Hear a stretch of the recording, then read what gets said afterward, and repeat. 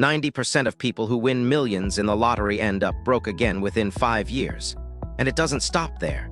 Many of them end up in more debt than they had before they ever won. Stop for a second. Read that again. Millions of dollars deposited straight into a bank account. No struggle, no years of work. And yet within 5 years, it's all gone. Meanwhile, on the other side, someone earning an ordinary salary with no lottery win, no shortcuts, builds enough wealth over a lifetime to retire in their 40s. If money alone was the answer, every lottery winner would stay rich forever. But that's not what happens. And the reason behind it is far more unsettling than most people realize. The truth is, becoming wealthy has almost nothing to do with money itself. It's a game of habits. One specific habit, quietly every single day, either pushes your financial life forward or drags it backward. And most people only realize which one it was long after it's too late to fix. Today we're talking about that one habit, the habit that draws the real line between a middle-class mindset and a wealthy mindset.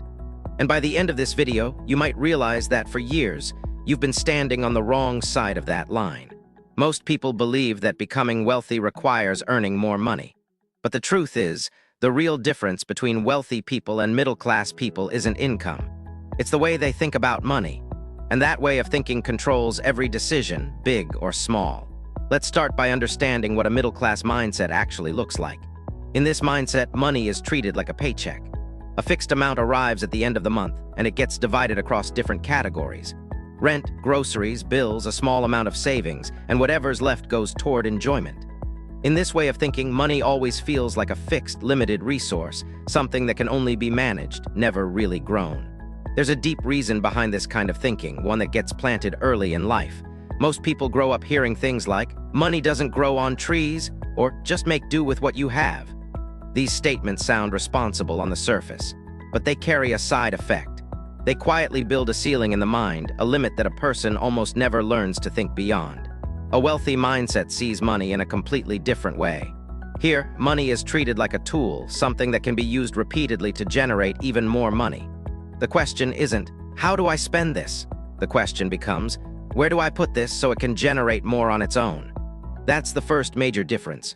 A middle-class mindset asks, how much can I earn this month? A wealthy mindset asks, what can I build that earns money for me, even when I'm not actively working? Now let's talk about the one habit that actually creates the biggest difference. It's called, pay yourself first. It doesn't sound new. Most people have heard this phrase before, but almost nobody actually understands what it really means. In a middle-class mindset, money comes in, all the expenses happen, and whatever remains gets saved or invested. Savings always come last.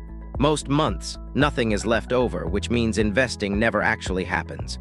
In a wealthy mindset, this entire order is reversed. The moment money comes in, a fixed percentage goes straight into investments first, no matter how small that amount is. Expenses are covered from whatever remains. It sounds like a simple change of order, but psychologically it changes everything. When saving happens first, the brain starts treating the remaining money as the real money and adjusts spending accordingly. But when saving happens last, the brain treats the entire amount as spendable, and investing always feels like a burden, something added at the end, something that gets skipped more often than not. There's a fascinating psychological concept here called mental accounting. The human brain divides money into different boxes, even when all of it comes from the exact same source. Salary money feels different. Bonus money feels different. Gift money feels completely different too. In a middle-class mindset, bonuses or extra income get treated as free money and get spent without much thought. In a wealthy mindset, every dollar is treated as coming from the same place and handled by the same system: invest first, spend after. This is exactly why so many people who suddenly receive a large bonus, an insurance payout, or an inheritance watch that money disappear within months. The brain never treats it as real money. It treats it as a bonus gift, something that can be spent guilt-free. Now let's look at a real-world example. Imagine two friends, both earn the exact same salary.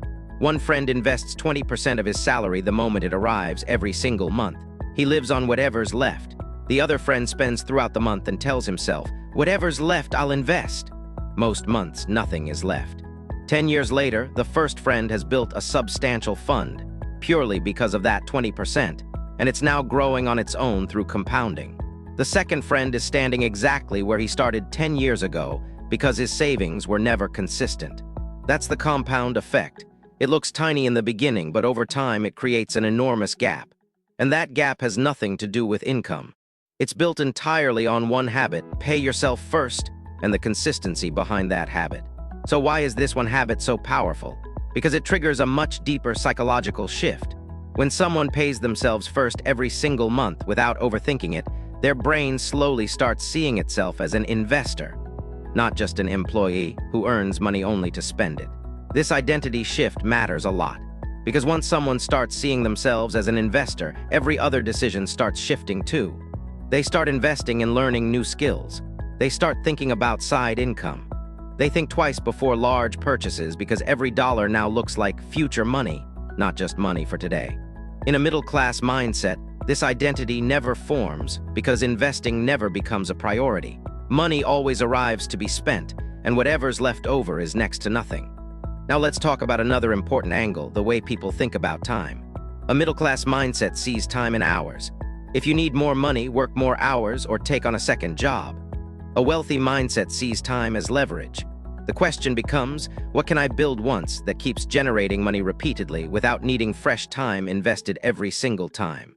This is exactly why people with a wealthy mindset focus on investments, businesses, or skill-based assets. Things that once built continue running on their own. Meanwhile, a middle-class mindset stays stuck on the work harder solution because that's the only solution it was ever taught. Another critical difference lies in how each mindset views risk. In a middle-class mindset, risk is always seen through fear. Investing might lead to loss, so don't invest at all. A business might fail, so don't start one. This thinking keeps a person safe but permanently slow. In a wealthy mindset, risk is calculated. The question isn't, what's the risk? The question is, if this goes wrong, how much do I actually lose, and can I absorb that loss? If the answer is yes, the risk gets taken because over the long run, calculated risk is exactly what drives growth. Let's go a little deeper here. When someone fears every risk, they always end up walking the most crowded paths, the same job, the same savings account, the same old approach that millions of people have already taken before them. And wherever the crowd is thickest, growth is always slowest. Someone who takes calculated risks instead looks for less crowded paths, where competition is lower and opportunity is higher. Now, an important clarification. This doesn't mean every middle-class person thinks wrong or every wealthy person thinks right. This is simply a pattern that shows up in most cases. And the good news is, this pattern, this mindset, isn't fixed. It can be learned and it can be changed at any income level.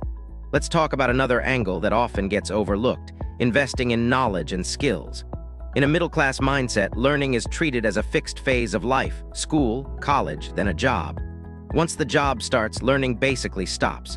Spending money to learn something new feels like an unnecessary expense. In a wealthy mindset, investing in yourself is considered the best investment there is. New skills, new knowledge, new connections, these are things that never expire, and their value keeps growing over time. This is why people with a wealthy mindset never hesitate to spend on courses, books, mentorship, or networking, because they know this investment eventually comes back multiplied. There's another fascinating difference: how each mindset treats failure.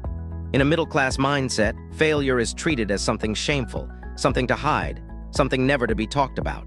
Because of this fear of failure, most people never even attempt new paths, because the fear of being wrong outweighs the desire to be right.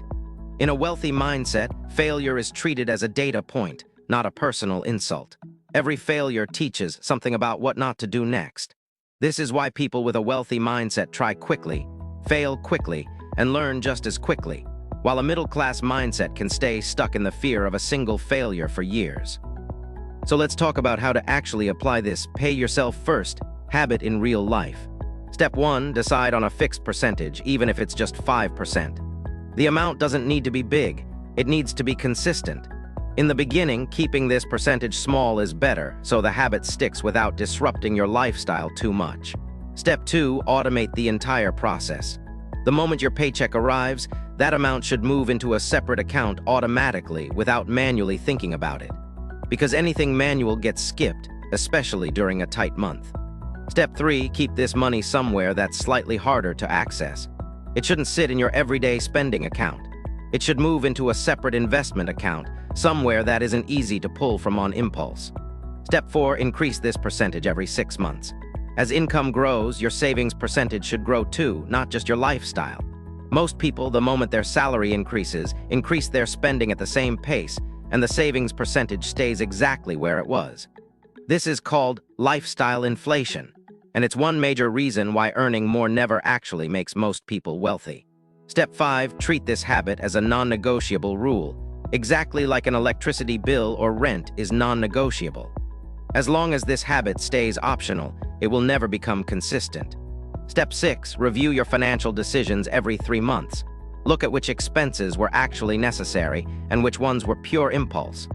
This review builds awareness, and awareness leads to better decisions. Step 7, and the final one, surround yourself with people who are serious about financial growth. A person's mindset is shaped heavily by the people around them. If everyone around you only talks about spending, the thinking around saving and investing quietly weakens over time. One last thing worth understanding. A wealthy mindset isn't just about saving money. It's a bigger way of thinking that shows up in every decision, whether it's career, skills, or relationships. People who learn to pay themselves first slowly start viewing everything through a long-term lens. That's exactly the shift that never happened for the lottery winner, and exactly the shift that completely transformed the life of that ordinary school teacher. One person suddenly had a huge amount of money, but the mindset stayed the same old one. The other person's money came in slowly, but the mindset, day by day, kept becoming wealthier. Financial success isn't the result of a big salary. It's the result of small habits repeated year after year without stopping. And out of all those habits, pay yourself first is the one that makes the biggest difference because it's the foundation every other habit is built on. If this video gave you value, make sure to subscribe to the channel. Because we're going deeper into financial psychology and money mindset topics like this one, the kind that can completely change how you think about money and how you handle it.